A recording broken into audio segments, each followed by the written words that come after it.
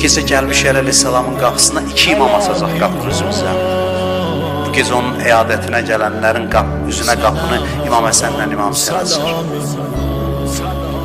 Bugün gəlmişik onun qapısına, onun ən son anlarıdır. Əzəl təri alnındadır, can verir. Müttəqilərin imamı dünya ilə vidalaşır, axır saatlarıdır. Gözün açdı, dedi ki, bəs Əbəlfəs hardadır? Gördü İmam Həsən, İmam Hüseyin, Zeynəb, hamısı ağlayır başın üstündə.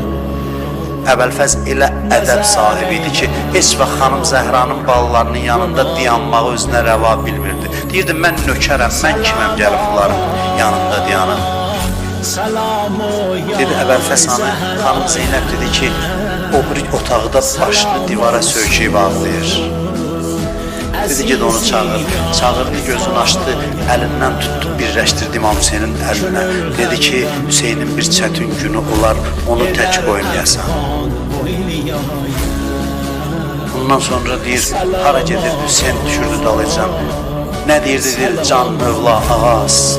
Bax, belə yanaşırdı öz ağasına. Deyir, yavaş-yavaş özündən gedir Əleyhisselam, birdən gözünü açır. Zəif səslə deyir, Allah, Allah fissəlah, namazı sizə tapşırıram. Allah, Allah fil Qur'an, Qur'anı sizə tapşırıram. Sonra yenə özündən gedir, yenə özünə gəlir, deyir, Allah, Allah fi beyti Rabbikum, Allahın evinin ziyarətini sizə tapşırıram.